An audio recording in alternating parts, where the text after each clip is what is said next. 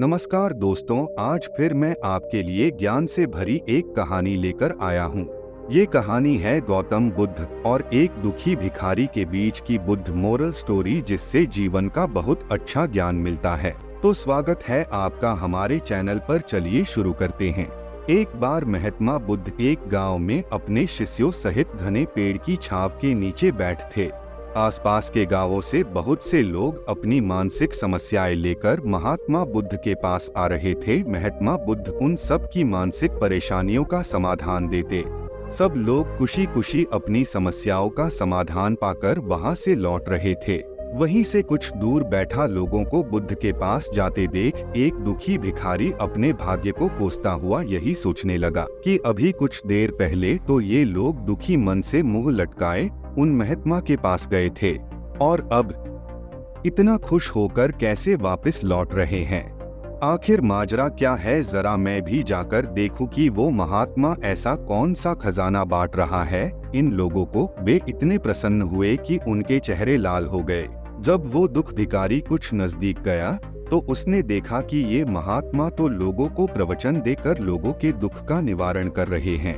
यह देखकर भिखारी के मन में भी तीव्र इच्छा हुई कि क्यों न मैं भी इन महात्मा को अपना दुख बताऊं। मुझे भी अपने दुख का समाधान अवश्य मिलेगा। बस फिर क्या था, समाधान पाने की लालसा लिए भिखारी महात्मा बुद्ध के सामने पहुंचा और हाथ जोड़कर प्रणाम करते हुए बोला, हे महात्मा बुद्ध, मैं भी लोगों की मदद करना चाहता हूँ।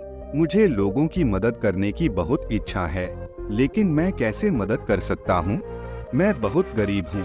मेरे पास न तो पैसे हैं और न ही कोई ऐसी चीज जिससे मैं किसी की मदद कर सकूं। मैं कोशिश करने पर भी किसी की मदद नहीं कर सकता। मुझे भगवान ने इतना गरीब क्यों बनाया? हे महात्मा, मुझ पर कुछ कृपा करो। इतना बोलते हुए भिखारी रोने लगा। महात्मा बुद्ध बोले, आप बहुत अज्ञानी हैं, क्योंकि आप अभी तक इस भ्रम में जी रहे हो कि तुम्हारे पास कुछ नहीं, जबकि दूसरों को कुछ देने के लिए तुम्हारे पास बहुत कुछ है। तुम बिना धन और वस्तु के भी दूसरों की मदद कर सकते हो। तुम्हारे पास जुबान है जिससे तुम मीठे शब्द बोलकर किसी के दुखी चेहरे पर मुस्कान ला सकते हो। इन्हीं शब्दों की ताकत से तुम किसी के भी टूटते हौसलों को फिर से मजबूत कर सकते हो।